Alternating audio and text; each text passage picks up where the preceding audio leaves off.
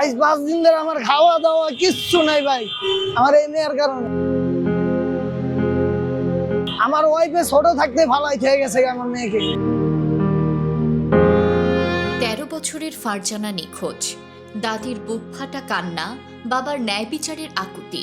মাত্র 13 বছর বয়সী ফারজানা আক্তার, ছোটবেলাতেই মায়ের স্নেহ হারিয়েছে সে।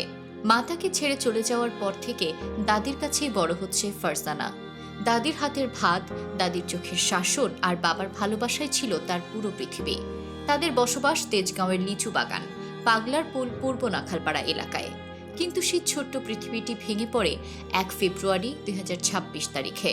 আমার এক বন্ধু আমার মেয়ের দিকে আকর্ষণ ছিল। আমার ওই বন্ধু কয়েকবারই বলছে যেন ওর মার কাছে নিয়ে যাবে। 1 তারিখে আমার বাসার সামনে গেছে, এই বিকাল 4টার পর থেকে আমার মেয়ের পাই না। বলে যেন ওই মেয়ে ওর কাছে নাই, ওই ডাইরেক্ট অস্বীকার যাইতেছে, বলতেছে মীমাংসা করতাম, কিন্তু কি কারণে দিতে চাইতেছে এটাও বলে না। আমি আমার মেয়েটারই চাই ভাই। পরিবারের দাবি অনুযায়ী ওই দিন বিকেল থেকে ফারজানার আর কোনো খোঁজ পাওয়া যায়নি।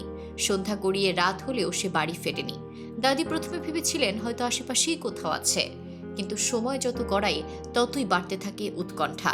ফারজানার বাবা ফয়সাল বলেন, ও দাদিকে ছাড়া এক পা হাঁটত না। হঠাৎ করে ওর উধাও হয়ে যাওয়াটা আমার কাছে স্বাভাবিক মনে হয়নি। ফয়সালের অভিযোগ, এই ঘটনার পেছনে একই এলাকার বাসিন্দা হামিদুল, পেশায় অটোরিকশা চালক, তিনি জড়িত থাকতে পারে। তার দাবি অনুযায়ী 3 ফেব্রুয়ারি 2026 তারিখে হামিদুল তাকে 20,000 টাকা দেওয়ার প্রস্তাব দেয় এবং ঘটনাটি যেন বাইরে না যায় সেই অনুরোধ জানায়। ফয়সালের ভাষায়, আমি গরিব মানুষ, কিন্তু আমার মেয়েকে আমি টাকার দামে বিক্রি করিনি। সে যদি দোষী না হয় তাহলে টাকা দিয়ে চুপ করাতে চাইবে কেন? নিরুপায় হয়ে ফয়সাল তেজগাঁও শিল্পাঞ্চল থানায় একটি সাধারণ ডায়েরি বা জিডি করেন। তবে তার অভিযোগ, থানায় গিয়ে তিনি কাঙ্ক্ষিত সহযোগিতা পাননি, বরং তাকে অভিযুক্তের সঙ্গে মীমাংসার করার কথা বলা হয়। পুলিশে জানানো হয়েছে, জিডি করছি, তারপরে ওরা আমার টাকা 20,000 হাতে, 3 তারিখে 20,000 টাকা হাতে যে এটা মীমাংসা করে লাইতাম। আমি কই আমার মেয়ে চাই, আমি মীমাংসা চাই না। আমার মেয়ে না দাও, আমি পরে মীমাংসা করবো, কিন্তু ওরা আমার এখনো আমার মেয়ের খোঁজ দেয় না। ফয়সাল বলেন, আমি আইনের আশ্রয় নিতে গিয়েছি, কিন্তু আমাকে বলা হচ্ছে বিষয়টা মিটিয়ে ফেলতে। আমি মীমাংসা চাই না, আমি আমার মেয়েকে চাই। এদিকে ফারজানার দাদি দিনরাত চোখের পানি ফেলছেন। তিনি কাঁপা কণ্ঠে বলেন, মেয়ে কার সাথে না যা আমার সাথে 24 ঘন্টা থাকতো আমার নাতি। দাদা, আমি হাড়ি পাতিল কটা দিয়ে আসি, তুমি বলছা সিআইডি দেখো। সিআইডি দেখতে দেখতে মেয়ে নাই গরি। পরে মনে করেন 4টার সময় আমি বিশ্বাইতেছি, এই বিশ্বানি আর পাই না নাতি না। 1 তারিখে 4টার সময় আমি ওকে কোলে মানুষ করেছি, ও না খেলে আমিও খেতাম না।